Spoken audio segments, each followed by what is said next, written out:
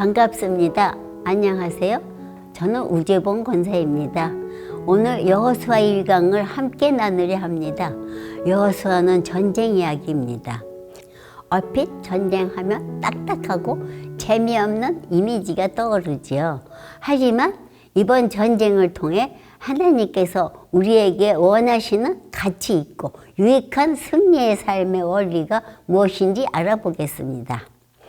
1강에서 영적 전쟁 어떻게 하는 것인가 묻습니다. 그리고 두 가지 힌트를 제시하지요. 첫 번째, 마음 안에 천국 이루기. 두 번째, 내 마음 안에 하나님의 약속 새기기입니다. 잠깐, 우리 함께 생각해 볼까요? 전쟁하면 무기나 군사력인데 전혀 상관없는 마음이라니요. 여러분, 코끼리에게 가장 중요한 부분은 어디일까요? 상하죠? 그렇다면 인간에게 가장 중요한 부분은 어디일까요? 마음입니다.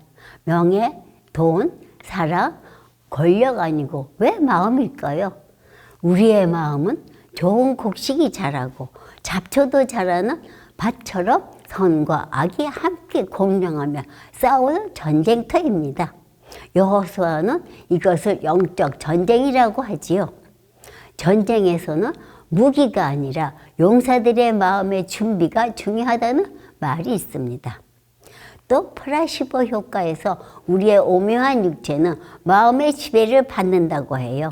그래서 하나님께서는 우리의 마음에서 천국이 시작되기를 원하시는데 변하는 환경에 따라 마음의 구조도 달라집니다.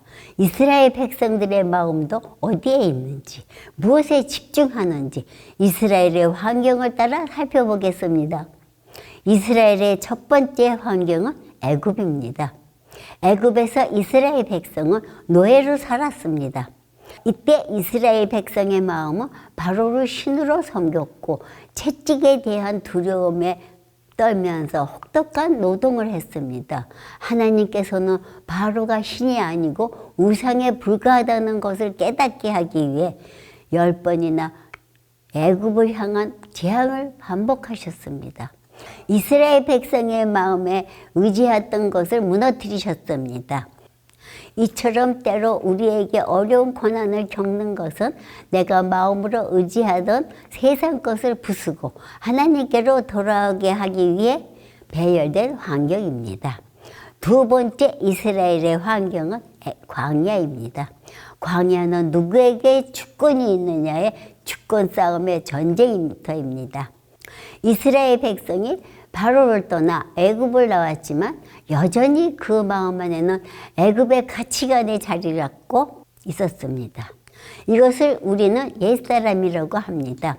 광야는 옛사람을 버리고 그 마음 안에 하나님의 질서를 심도록 나를 다듬고 훈련하는 곳입니다.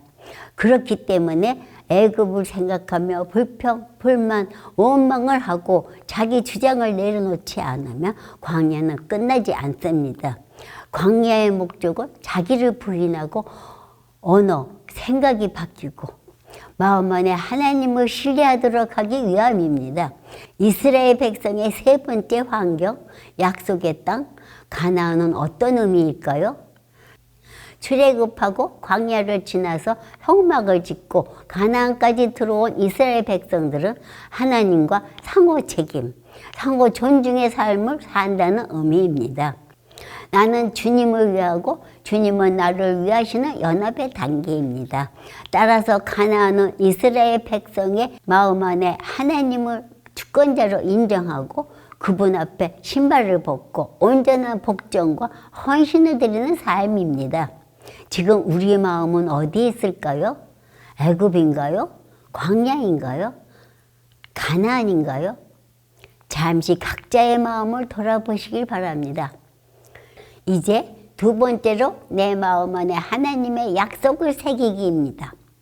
약속은 곧 말씀이지요.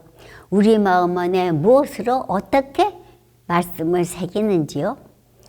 하나님께로 향한 마음을 관리하는 기본적인 과정은 마음, 생각, 언어, 행동의 4단계 원리로 관리할 수 있습니다.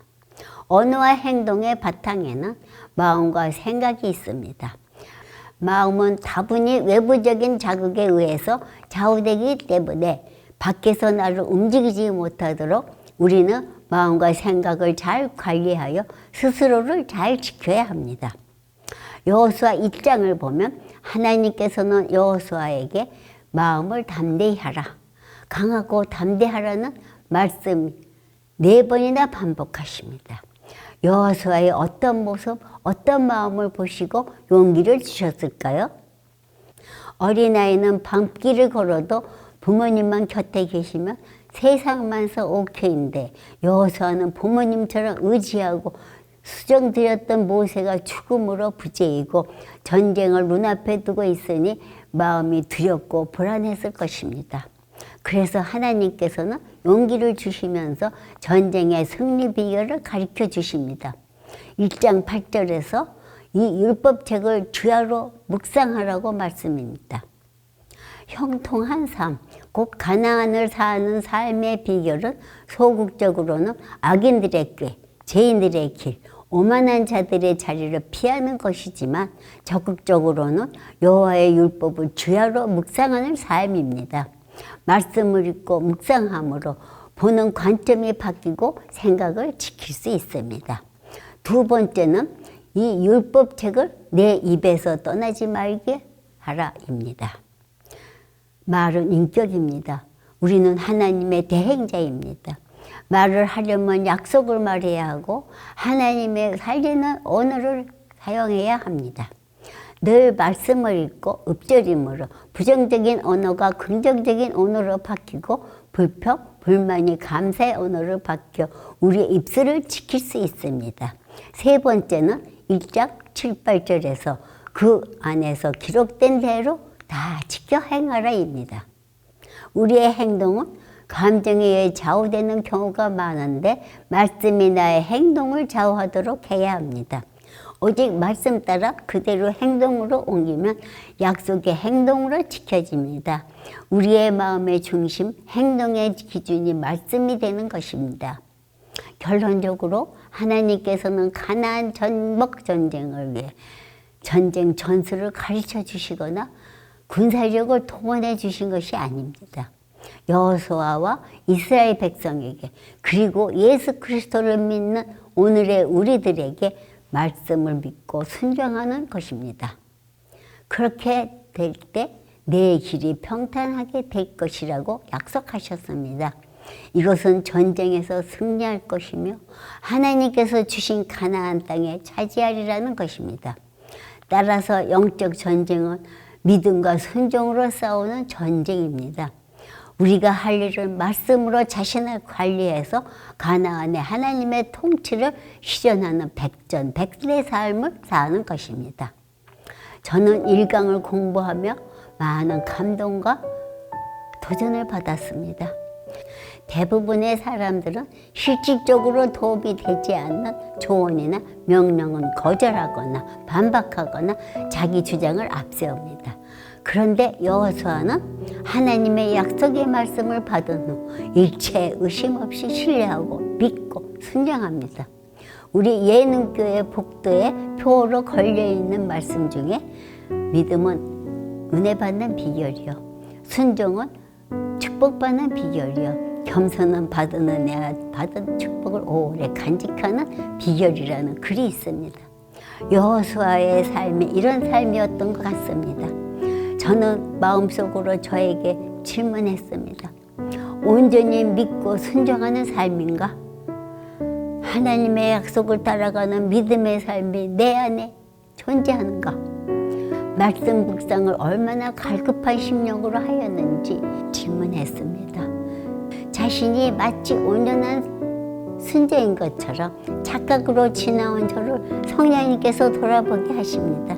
또한 하나님께 내 마음을 얼마나 집중하고 있는지 저에게 깊은 반성을 하게 하셨고 늘 망설이며 용기 없던 마음에 강하고 담대함으로 힘있게 하셔서 말씀으로 가족과 나누었습니다. 오랫동안 잘못된 생각의 차이로 부통의 벽이 높았는데 요즘 말씀의 권세로 많이 무너지고 있어서 하나님께 감사합니다. 약속의 말씀을 붙들고 나갈 때 가족 안에도 말씀으로 소통할 수 있으리라 믿습니다. 우리 모두가 여호수아처럼 우리 함께 말씀 묵상에서 하나님이 주시는 비결을 찾을 수 있는 놀라운 지혜를 얻는 축복의 삶, 승리의 삶 되시길 소망합니다. 감사합니다.